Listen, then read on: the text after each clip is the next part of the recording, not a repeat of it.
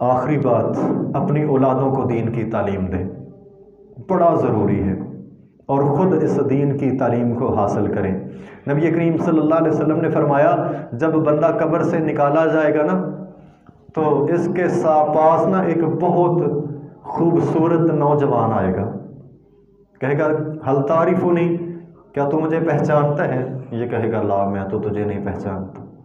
کہا میں وہ تیرا قرآن ہوں، تو جو گرمیوں کے دنوں میں بیٹھ کر کے مجھے پڑھتا تھا، تجھے پیاس لگتی تھی تو برداشت کرتا تھا، پھر بھی مجھے پڑھتا تھا۔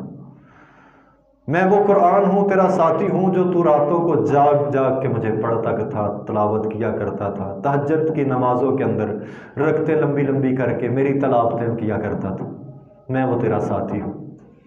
اور یہ اسے لے کر کے اللہ کے دربار کے اندر حاضر ہوگا۔ دوسری حدیث ہے، نبی کریم صلی اللہ علیہ وسلم نے فرمایا، الرمضان والقرآن یشفعانی، رمضان اور قرآن دونوں سفارش کریں گے، اور جس کے بارے میں یہ سفارش کر دیں گے اللہ تعالیٰ اسے معاف کر دے گا۔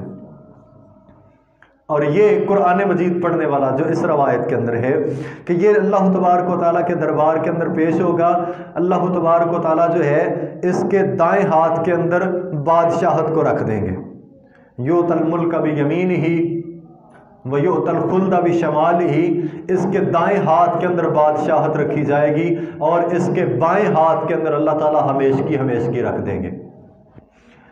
اور دائیں ہاتھ کے اندر بادشاہت، بائیں ہاتھ کے اندر خلد رکھا جائے گا۔ وَيُوضَعُ عَلَىٰ رَأْسِهِ تَاجُ الْوَقَارِ، اور اس کے سر کے اوپر اللہ تبارک و تعالیٰ وقار کا، عزت کا تاج رکھیں گے۔ جس نے قرآن مجید کے دین کے علم کو سیکھا، اس قرآن مجید کے علم کو حاصل کیا اور سیکھا، اس کو خلد ملے گا، بادشاہت ملے گی۔ وَيُوضَعُ عَلَىٰ رَأْسِهِ تَاجُ الْوَقَارِ، اس کے سر کے اوپر وقار کا، عزت کا تاج رکھا جائے گا، اور اس کے والدین کو جنتی حلے اور لباس پہنائے جائیں گے، جن کی قیمت کائنات اس پوری دنیا سے سب سے زیادہ ہوگی۔ اور وہ پوچھیں گے اللہ ہمیں یہ حلے کیوں پہنائے جا رہے ہیں؟ اللہ تبارک و تعالیٰ فرمائیں گے یہ اس وجہ سے کہ تم نے اپنے بچے کو دین کی تعلیم دی تھی، اس وجہ سے تمہیں جنت کے حلے پہنائے جا رہے ہیں، اور یہ ریشمی لباس پہنائے جا رہے ہیں جن کی قیمت دنیا وما فیہا سے زیادہ ہے۔ اور یہ وقار کا، عزت کا تاج اس حافظ قرآن کے اندر، اس عالم دین کے سر کے اوپر رکھا جائے گا، اسے ان عزتوں سے نوازا جائے گا۔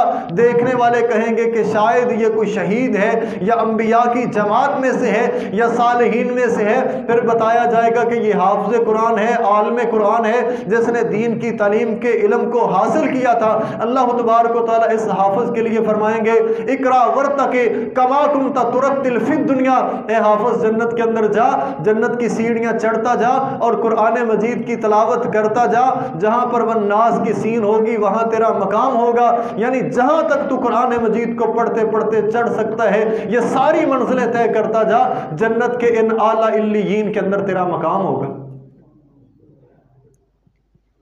مولانا